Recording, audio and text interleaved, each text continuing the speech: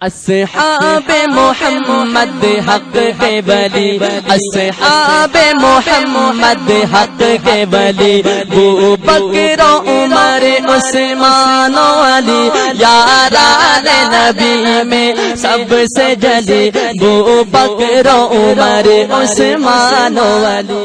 السلام علیکم ورحمۃ اللہ وبرکاتہ۔ ان الحمد للہ نحمده ونستعينه ونستغفره ونعوذ بالله من شرور أنفسنا ومن سيئات أعمالنا، من يهده الله فلا مضل له ومن يضلل فلا هادي له، أشهد أن لا إله إلا الله وحده لا شريك له وأشهد أن محمدا عبده ورسوله، أما بعد۔ اللہ مالک اپنے ولی کے ہاتھ پہ خلاف عادت کوئی واقعہ ظاہر فرما دے تو یہ کرامت ہے، اور اہل الحدیث، اہل السنہ، اولیاء اللہ کی کرامات کو مانتے ہیں۔ لیکن جب آج معاشرے کو دیکھا جائے تو کرامات کے نام پر وہ چیزیں مشہور ہیں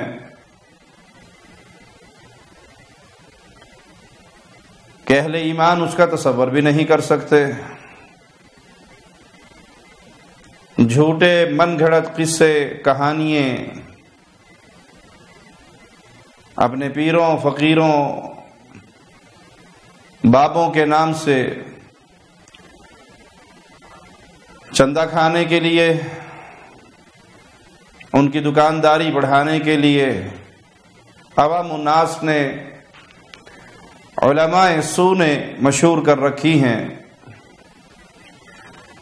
یہ بات میں اکثر کہتا ہوں اور آج پھر دہراتا ہوں کہ جب ہم اولیاء اللہ کے نام پہ مشہور غلط باتوں کا رد کرتے ہیں تو اکثر لوگ بے علمی میں یہ بات کہتے ہیں کہ آپ اولیاء کی گستاخی کر رہے ہیں، حالانکہ معاملہ یہ نہیں ہے۔ پیارے بھائی، جب ہم ان باتوں کا رد کرتے ہیں تو اس سے مراد اولیاء کا رد کرنا نہیں یا اولیاء کی توہین کرنا مقصود نہیں، کیونکہ اولیاء کا اس میں کوئی قصور نہیں۔ سارا گناہ تو ان کا ہے جو باہر بیٹھ کر گدی نشینی کے نام پر اس دکانداری کو چلا رہے ہیں۔ تو مقصود اس غلط بات کا رد کرنا ہوتا ہے، نہ کہ ولی کی توہین، کیونکہ ولی کا اس میں کوئی تعلق نہیں ہے، ولی نے اس کی تعلیم نہیں دی ہے۔ پیر عبد القادر جیلانی رحمہ اللہ سے کوئی بات ایسی ثابت نہیں، ان کی کتابوں سے، ان کے عقائد ایسے ثابت نہیں جس میں یہ ہو کہ پیر صاحب نے اپنی زندگی میں 12 سال تک ڈوبی ہوئی کشتی کو پار لگا دیا ہو۔ ایک مولوی صاحب کہتے کہ خان صاحب نے کہیں مسجد بنائی، وہ کسی اور کی جگہ پر بنائی تھی، محلے والے اس سے ناراض ہو گئے، اس نے کہا بھائی یہ ہماری جگہ خالی کرو۔ اب یہ قصہ سنانے والے بھی خان صاحب ہیں، جس کا سنا رہے ہیں وہ بھی خان صاحب تھے، تو خان صاحب مسجد اٹھا کر، وہ بابا جی مسجد اٹھا کر چل پڑے اور اپنے علاقے میں گئے اور مسجد کو زمین پہ رکھا، بس وہ ٹیڑھی رکھی گئی تو تھوڑی سی ٹیڑھی ہو گئی، وگرنہ بابے نے پوری مسجد اٹھائی اور لے گیا۔ رانا بابا سوات میں ایک بزرگ گزرے ہیں، اس نے دلی میں مسجد بنائی تھی، اب بعد میں خیال ہوا کہ مجھے تو اپنے گھر جانا ہے سوات، تو پوری مسجد اٹھا کر کے روانہ ہو گئے۔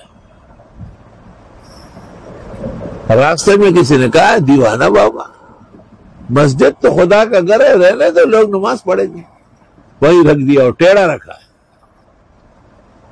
جہاں سے اٹھایا وہ جگہ بھی معلوم ہے اور جہاں رکھ دیا وہ جگہ بھی معلوم ہے، مسجد موجود ہے۔ بھائی یہ سیمنٹ کی بوری نہیں تھی جو بابا اٹھا کے لے گیا، کوئی یہ 20 بلاک نہیں تھے جو بابا جی نے اپنی کمر پہ خان جی نے اٹھا لی اور لے گئے، یہ پوری بنی بنائی مسجد، اور بابا جی لے کے چل پڑے اور سامنے بیٹھے ہوئے، سبحان اللہ، ماشاء اللہ۔ تو اللہ اپنے ولی کے ہاتھ پہ خلاف عادت کوئی چیز ظاہر کرے، یہ کرامت ہے۔ صحابہ کے ہاتھ پر بھی ایسی کرامتوں کا ظہور ہوا، اور سب سے بڑے ولی کائنات میں، اللہ کے اولیاء سب سے بڑے انبیاء کی جماعت کے بعد، وہ اصحاب محمد الرسول اللہ، وہ پیارے نبی صلی اللہ علیہ وسلم کے اہل بیت ہیں، ان سے بڑا کوئی ولی نہیں۔ اب صحابہ کے اندر اہل بیت میں آپ کو کہیں بھی کوئی قصہ نہیں ملے گا کہ ایک صحابی نے مسجد اٹھائی اور مسجد اٹھا کے چل پڑے، یہ 12 سال کی ڈوبی ہوئی کشتیوں کو پار لگا دیا۔ خلاف عادت واقعہ اگر نبی کے ہاتھ پر ہو تو وہ معجزہ ہے، اس میں نبوت کی تشہیر مقصود ہوتی ہے، نبوت کی تبلیغ مقصود ہوتی ہے، لوگوں کو اسلام کے قریب کرنا مقصود ہوتا ہے، اس میں تشہیر مقصود ہوتی ہے، نبی کی طرف سے چیلنج ہوتا ہے۔ جبکہ کرامت کے اندر اختیار اللہ کا ہے، اور ولی کے لیے کوئی شرط نہیں ہے کہ وہ کرامت دکھائے، اللہ ظاہر کر دے تو کر دے۔ یہ نہیں ہے کہ جس کے ہاتھ پہ کوئی کرامت ظاہر ہوگی وہی ولی ہوگا اور باقی ولی نہیں ہوں گے۔ آئیے رسول اللہ صلی اللہ علیہ وسلم کے صحابہ کے اس واقعے کو سامنے رکھتے ہیں۔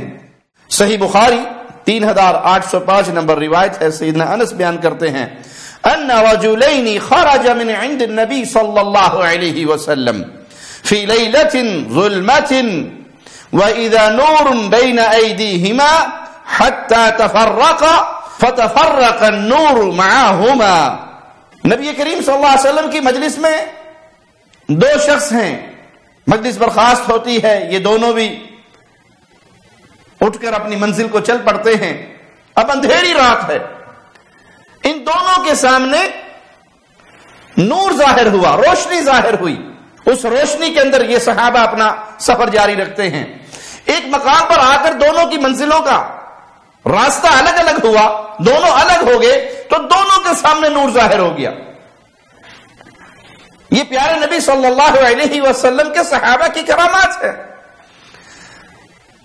اندھیری رات ہے اور نور کا سامنے ظاہر ہو جانا، پھر ان کے راستوں کا الگ ہونا اور نور کا بھی دو حصوں میں تقسیم ہو کر دونوں کے سامنے ظاہر ہو جانا، یہ پیارے نبی صلی اللہ علیہ وسلم کے صحابہ کی کرامت ہے۔ اہل ایمان اس کو تسلیم کرتے ہیں، مانتے ہیں۔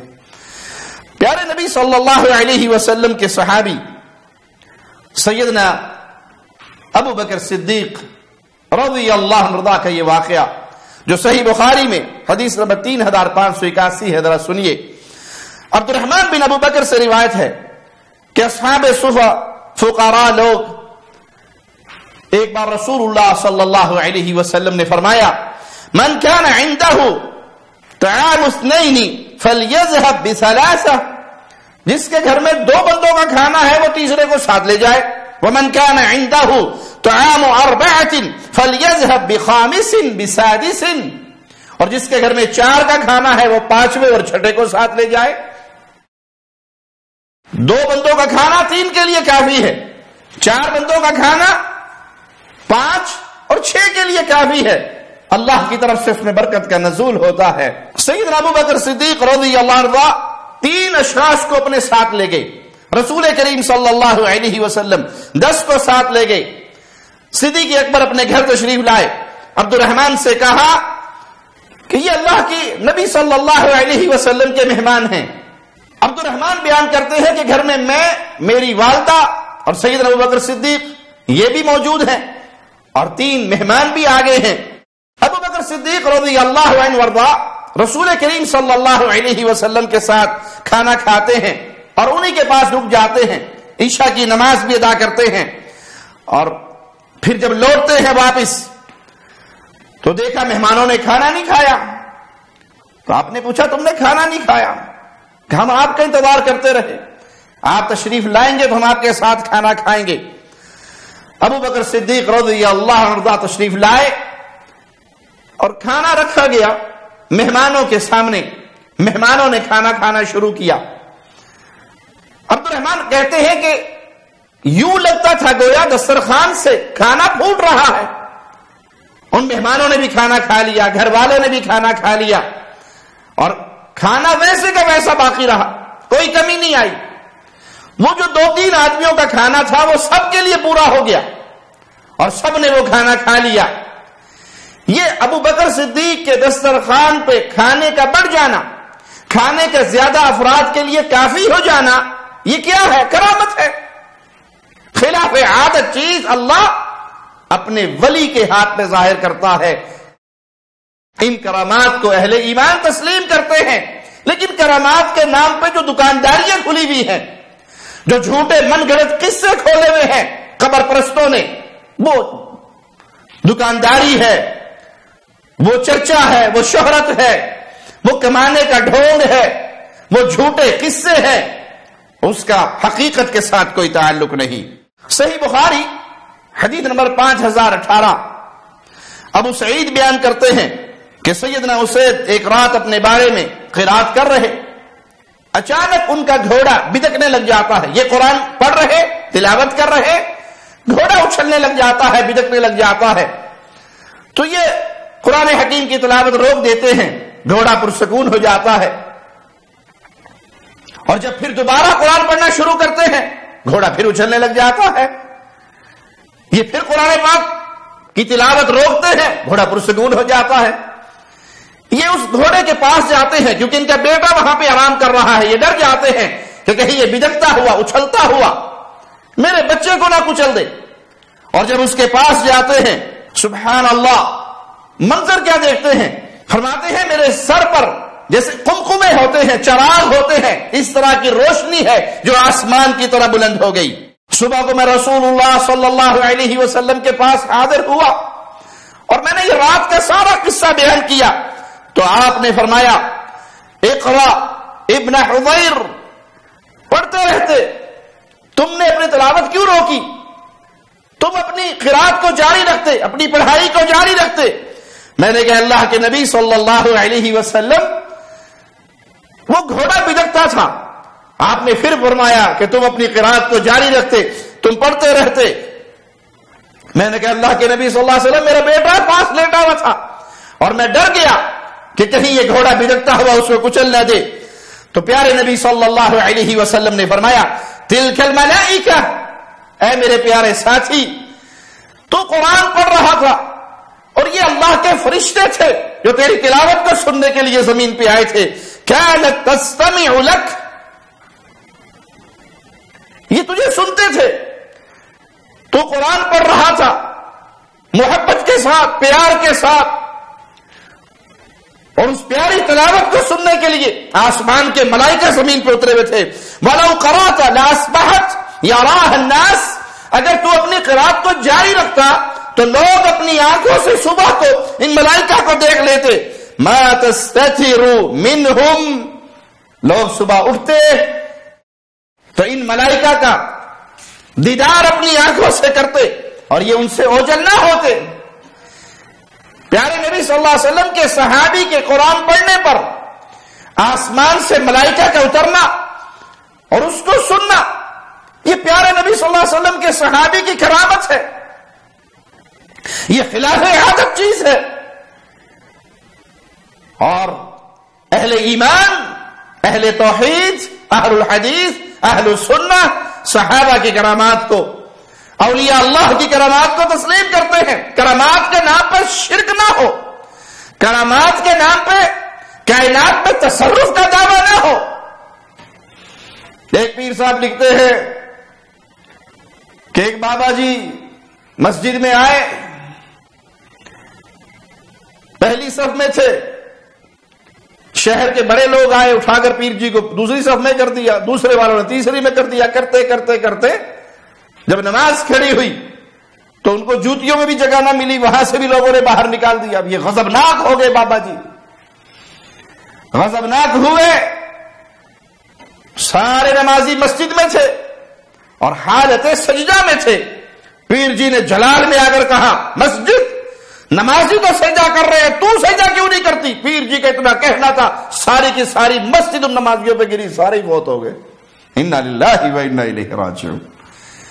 بابے نے ساری نمازیاں نہیں مار چھڑے، یہ کہاں کا ولی ہے؟ یہ تصرف کا دعویٰ نہ ہو، یہ چیلنج نہ ہو کہ ہم یہ کر دیتے ہیں، ہم یہ کر دیتے ہیں، ہمارا پیر یہ کر دیتا ہے، یہ کر دیتا ہے۔ اللہ مالک کوئی خلاف عادت چیز اپنے ولی کے ہاتھ میں ظاہر کر دے تو وہ درست ہے، لیکن کرامات کے نام پہ جو کچھ مارکیٹ میں موجود ہے یہ جھوٹ اور فراڈ، دھوکہ، کہانیاں، قصے اور دکانداری سجانے کے لیے بنائی ہوئی باتیں ہیں۔ آئیے رسول اللہ صلی اللہ علیہ وسلم کا فرمان جو صحیح مسلم میں حدیث نمبر 3005 سیدنا صہیب بیان کرتے ہیں کہ رسول اللہ صلی اللہ علیہ وسلم نے فرمایا کان ملک فی من کان قبلکم، تم سے پہلی جو امتیں گزر گئی ان میں ایک بادشاہ تھا، وکان له ساحر، اور اس کے پاس ایک جادوگر تھا، فلما کبر قال للملک، جب وہ جادوگر بوڑھا ہوا تو اس نے بادشاہ سے کہا انی قد کبرت فابعث الی غلاما اعلمه السحر، مجھے کوئی غلام دو، کوئی نوجوان دو، کوئی تیز ترار، کوئی ذہین نوجوان جس کو میں یہ جادوگری سکھا دوں۔ فبعث الیہ غلاما یعلمہ، بادشاہ نے ایک نوجوان کو اس کے پاس بھیجنا شروع کر دیا۔ اب وہ جا رہا ہے اور جادوگر سے جادوگری سیکھ رہا ہے۔ راستے کے اندر ایک راہب بیٹھتا ہے، ایک اللہ کا ولی بیٹھتا ہے، یہ راہب کے پاس بھی بیٹھتا ہے اور اس سے بھی باتیں سیکھتا ہے، اس کی گفتگو بھی سنتا ہے، جادوگر کے پاس بھی جاتا ہے، اس سے بھی جادوگری سیکھتا ہے اور راہب کے پاس بیٹھ کر اس کی باتیں بھی سنتا ہے۔ راہب کے پاس بیٹھنے کی وجہ سے اسے تاخیر ہو جاتی تو جادوگری سے مارتا۔ اس نے راہب سے کہا کہ میرے ساتھ یہ ماجرا ہے، تو کہا اگر ادھر تمہیں تاخیر ہو جائے تو کہا کرو گھر والوں نے روک لیا تھا، کسی کام میں مشغول کر دیا تھا، اور اگر گھر والوں کے پاس لیٹ پہنچو تو کہہ دیا کرو جادوگر کے پاس لیٹ ہو گیا تھا۔ اسی طرح معاملہ چلتا رہا، جادوگری بھی سیکھتا رہا اور اللہ کے ولی کے پاس بیٹھ کر ہدایت کی باتیں بھی سنتا رہا۔ ایک دن اس نے فیصلہ کیا، جادوگری بھی سیکھتا رہا اور علم بھی حاصل کرتا رہا، اور جاتے ہوئے راستے میں اسے ایک جانور نظر آیا جس نے لوگوں کا راستہ روکا تھا۔ تو اس نے کہا آج میں فیصلہ کرتا ہوں حق کیا ہے، اللہ کو پسند کون ہے۔ ایک پتھر اٹھایا اور اس جانور کو مارا، یہ کہہ کر اے اللہ اگر یہ راہب سچا ہے تو اس کو قتل کر دے، یہ راستہ صاف ہو جائے۔ اس کا پتھر مارنا تھا کہ وہ جانور ہلاک ہو گیا اور اس کا وہ راستہ صاف ہو گیا۔ اس نے آ کر یہ سارا قصہ راہب کو بیان کیا تو اس راہب نے کہا آج تم مجھ سے افضل ہو، تمہارا اللہ کے ہاں قبولیت والا معاملہ ہو چکا ہے۔ اب مجھے یہ نظر آتا ہے کہ تمہاری آزمائش شروع ہوگی۔ جتنا انسان ایمان میں بہتر ہوتا جاتا ہے، ایمان بڑھتا جاتا ہے، اتنی آزمائش بھی آتی ہے۔ سب سے بڑھ کر آزمائش اللہ کے انبیاء پر آئی، اور پھر اس کے بعد جس کا جتنا ایمان مضبوط ہوا اس پہ اتنی ہی بڑی آزمائش آئی۔ تو کہا اگر تمہاری آزمائش میں تمہارے اوپر کوئی پریشانی آئے تو میرا ذکر نہ کرنا کسی کو، میرا نام نہ لینا کہ میں کس کے پاس بیٹھتا تھا، میں کس سے سیکھتا تھا، میرے معاملے کو چھپا کر رکھنا۔ یہ نوجوان کسی اندھے کو دیکھتا، اس کے منہ پہ ہاتھ پھیر دیتا، اللہ اس کو شفا دے دیتا، اس کی بصارت لوٹ آتی۔ پھول بہری کا کوئی مریض ہوتا، اس کے اوپر ہاتھ پھیرتا تو اللہ اس کو ٹھیک کر دیتا۔ بادشاہ کا ایک صاحب، ایک ساتھی جو اندھا تھا، یہ خبر اس تک بھی پہنچی اور وہ اس کے پاس آیا اس سے اپنا علاج کروانے کے لیے، اور بہت سارے ہدیے لے کر آیا کہ اگر تم نے مجھے شفا دے دی تو یہ سارے ہدیے تمہارے لیے ہیں۔ نوجوان نے کہا شفا تو اللہ دیتا ہے، میں تو دعا کرتا ہوں، میں دعا کرتا ہوں اور اللہ شفا دیتا ہے، میرے ہاتھ میں شفا نہیں ہے۔ تم اس اللہ پر ایمان لے آؤ، اللہ تمہیں شفا دے گا، میں تمہارے لیے دعا کروں گا۔ اس اندھے کے لیے دعا کی، اللہ نے اس کی بینائی کو واپس لوٹا دیا، وہ مسلمان ہو گیا۔ اب وہ جا کر بادشاہ کے پاس بیٹھتا ہے، بادشاہ حیران ہو کر دیکھتا ہے اور کہتا ہے کہ تمہاری بینائی کس نے لوٹا دی؟ اس نے کہا میرے رب نے لوٹائی۔ بادشاہ نے کہا میرے علاوہ کسی اور کو بھی رب مانتے ہو؟ میرے علاوہ کسی اور کو بھی تم نے اپنا رب بنا لیا ہے؟ نے اس کو قید کیا، اس پہ ظلم کیے، تو اس نے اس نوجوان کا واقعہ سارا بتا دیا کہ میں اس طرح اس کے پاس گیا اور اس نے میرے لیے دعا کی، اللہ نے مجھے شفا دے دی۔ بادشاہ نے اس نوجوان کو بلایا اور کہا کہ تمہارا جادو اب یہاں تک چل چکا ہے کہ تم مادرزاد اندھے کو ٹھیک کر لیتے ہو، مریضوں کو تندرست کر دیتے ہو۔ نوجوان نے کہا کہ نہیں، یہ جادو نہیں ہے، میں تو اللہ پر ایمان لے کر آیا ہوں اور میں دعا کرتا ہوں، اس دعا کی برکت سے اللہ ان کو شفا دے دیتا ہے۔ بادشاہ نے اس پر ظلم کیا، اذیت دیتا رہا، یہاں تک کہ اس راہب کا معاملہ بیان کر دیا کہ یہ سارا اللہ کا تعارف اور یہ علم میں نے اللہ کے اس ولی سے سیکھا ہے، اس سے میں نے یہ علم حاصل کیا ہے اور میں اللہ پر ایمان لے آیا ہوں۔ بادشاہ نے اس راہب کو بلایا اور آرا اس کے سر پہ رکھ کے اس کے جسم کے 2 ٹکڑے کر دیے، وہ اللہ کا ولی شہید ہو گیا۔ اور پھر بادشاہ نے اس نوجوان کو اپنے ساتھیوں کے حوالے کیا اور کہا اسے فلاں پہاڑ پہ لے جاؤ اور وہاں سے اس کی چوٹی سے اسے دھکا دے دو تاکہ یہ مر جائے، معاملہ ختم ہو جائے۔ بادشاہ کے وہ ساتھی اسے لے کر پہاڑ پہ چڑھے اس کو پھینکنے کے لیے، اور یہ وہاں اپنے اللہ کو پکار کر کہتا اللہ اکفنیہم بما شئت، اللہ یہ مجھے مارنے کے لیے آئے ہیں، یہ ان کی پلاننگ ہے، اللہ تو مجھے کافی ہے ان کے مقابلے پر، اللہ مجھے جیسے چاہے ان سے بچا لے اور ان کو ہلاک و برباد کر دے۔ پہاڑ حرکت میں آتا ہے، ہلتا ہے، وہ سب کے سب گر کے ہلاک ہو جاتے ہیں اور یہ نوجوان چلتا ہوا بادشاہ کے دربار میں پہنچ جاتا ہے۔ بادشاہ کہتا ہے تیرا تو معاملہ ختم ہو گیا تھا، کہا نہیں میرا نہیں ختم ہوا، بلکہ جن کو تو نے بھیجا تھا وہ سب ہلاک ہو گئے، اللہ نے مجھے بچا لیا۔ بادشاہ دوسری ٹیم کو بھیجتا ہے کہ تم جاؤ اور تم جا کر اس کو پانی کے اندر، سمندر کے اندر پھینک آؤ، گہرائی میں جب پہنچو اس کو دھکا دے دو۔ اس نوجوان نے پھر وہی دعا کی اللہ تو بچانے والا ہے، اکفنیہم بما شئت، مجھے ان سے جیسے چاہے بچا لے۔ وہ سب کے سب غرق ہو جاتے ہیں اور یہ نوجوان پھر واپس بادشاہ کے پاس آ جاتا ہے اور آ کر کہتا ہے تو مجھے مار نہیں سکتا، تو خدائی کا دعوے دار ہے، لوگوں کا رب بنا بیٹھا ہے، لیکن تو مجھے مار نہیں سکتا۔ ہاں اگر تو مجھے مارنا چاہتا ہے تو پھر اس کا وہی ایک طریقہ ہوگا جو میں تجھے بیان کروں گا۔ کہا مجھے بتاؤ وہ کس طریقے سے میں تمہیں مار سکتا ہوں؟ کہا لوگوں کو اکٹھا کرو، لوگ اکٹھے ہو جائیں، مجھے اونچی جگہ پہ کھڑا کر دو، میرے کمان سے تیر لو، میرا تیر میری کمان میں ڈال کے چلاؤ اور زبان سے کہو میں اس غلام کو اس کے رب کے نام پہ مارتا ہوں، اس کے رب کے نام پہ قتل کرتا ہوں۔ جب تم یہ کہو گے پھر تم مجھے مار سکو گے۔ بادشاہ نے سب کو اکٹھا کر لیا، اس نوجوان کو کھڑا کر دیا گیا اور تیر مارا گیا جو اس کی کنپٹی پہ لگا اور یہ شہید ہو گیا۔ بادشاہ نے تو دل میں شکر کا کلمہ کہا ہوگا کہ جان چھوٹی، مڑ کے دیکھا تو وہ ساری عوام جو اکٹھی ہو چکی تھی وہ سب اس نوجوان کے رب پر ایمان لے آئے تھے۔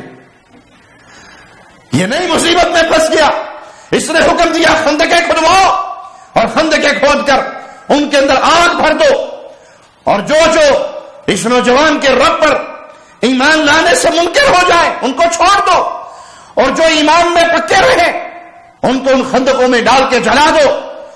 اہل ایمان کو جلایا گیا، یہاں تک کہ ایک عورت آئی جو چھوٹے سے بچے کو جس نے اٹھایا ہوا اور بچے کی محبت ممتا پر غالب آئی، اس کے قدم ڈگمگائے تو اس نے کہا ماں صبر کر، تو حق پر ہے، چھلانگ مار دے، ہمارے سامنے اللہ کی جنت ہے۔ تو یہ کرامات ہے اولیاء کی، اللہ اپنے بندوں کے ہاتھ پہ ظاہر کر دیتا ہے، اس کو تسلیم کیا جائے گا۔ لیکن جو چیزیں آج دنیا کے اندر پیش کی جا رہی ہے، مشہور کی جا رہی ہے، کرامات کے نام پر شرک کا پورا دھندا چل رہا ہے، اس کا اسلام سے، اہل ایمان سے کوئی تعلق نہیں ہے۔ اقول قولی ھذا واستغفر اللہ لی ولکم ولسائر المسلمین۔ شب گریزاں ہوگی آخر جلوائے خورشید سے، یہ چمن معمور ہوگا نغمائے توحید سے